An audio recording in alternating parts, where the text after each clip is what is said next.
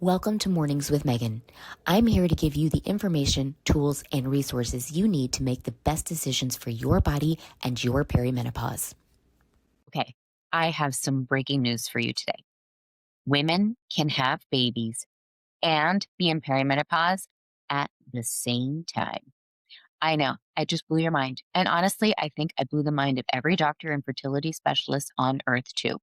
Who would have thunk? Okay, fine. I'm being a little facetious, but only a little, because this is actually a real problem and it has a fancy name: cognitive dissonance, which is just a highbrow way of saying that people's brains short circuit when they're asked to hold two contradictory ideas at the same time: fertility and perimenopause, a vegan and a leather jacket, an environmentalist with a fully loaded SUV. The brain just goes, does not compute. And when that cognitive dissonance lives inside the medical system, it stops being funny pretty fast. Let's talk about getting support as a woman, just in general. Already an uphill battle. You know this. You have lived this. Being taken seriously, being believed, having someone actually listen, that is work. That is labor that we do every single day just to get basic care. And now add fertility. I have heard stories from countless women who had to find new doctors, sometimes multiple new doctors, because no one believed them when they said that something was wrong, only to find out that their intuition was exactly right. Something was very wrong. Women given inaccurate due dates that lead to unnecessary inductions based on the long held assumption that all women ovulate on day 14. Spoiler, you do not. Now add perimenopause on top of that.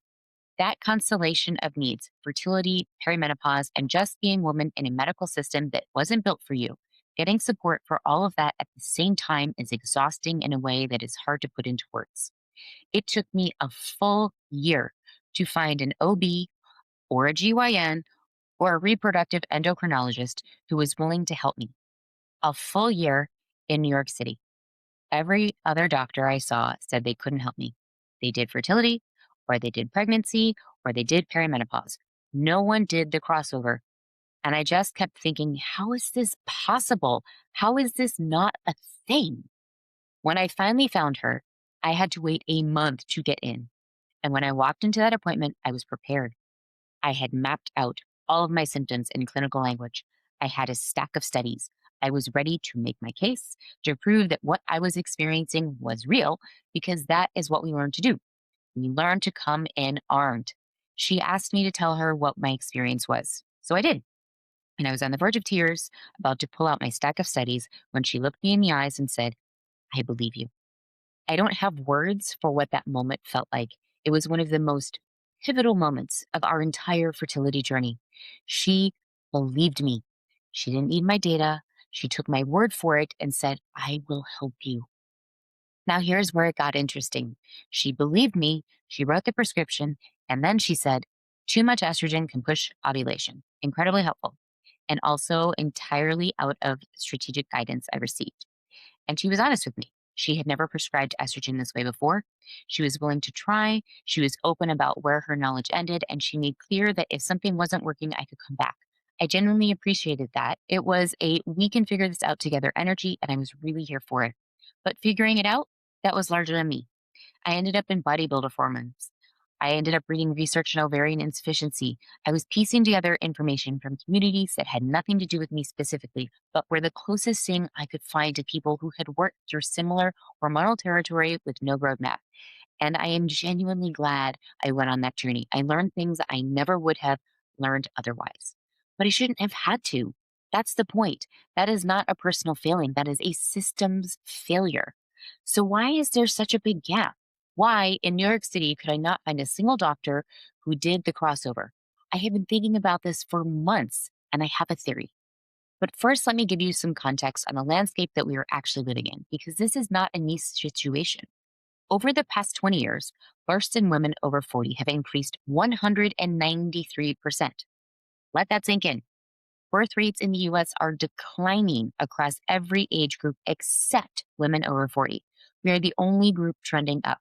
Births in women over 45 and increased 450% since 1990. Births in women 35 to 39 have doubled. And here is what that actually looks like in real numbers. In 1990, 13% of births were to mothers under 20, and 70% of all births were to mothers under 30.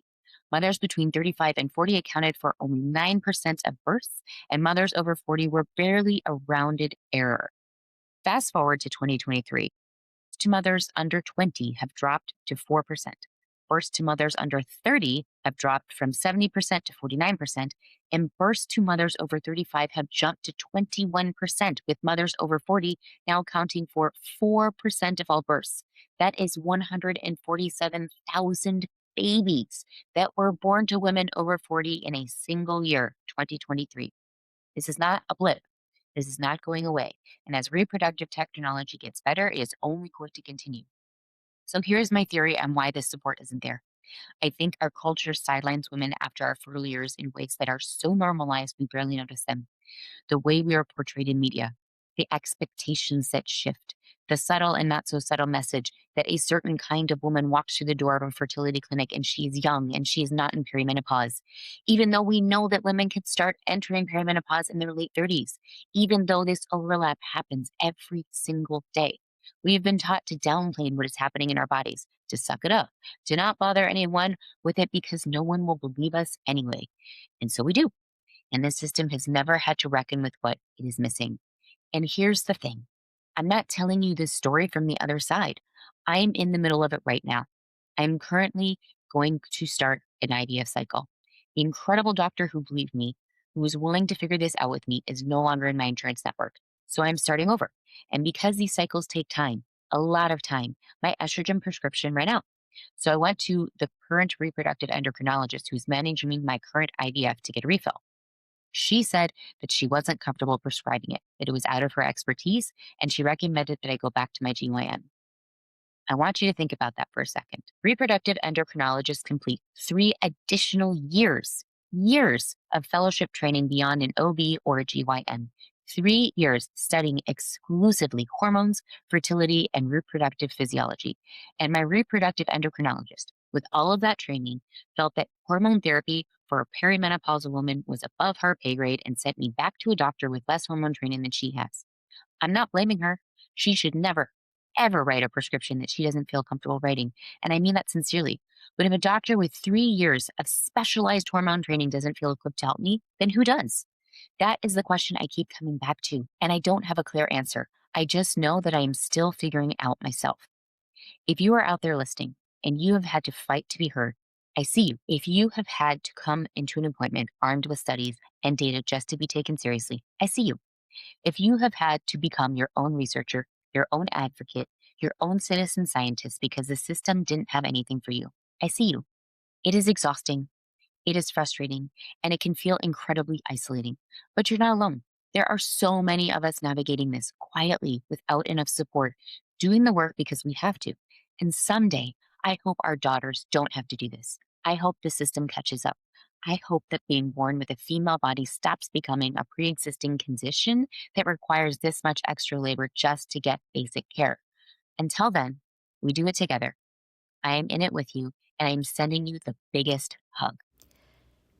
Can you do me a favor? If this was helpful, share it with one person who might need to hear it today.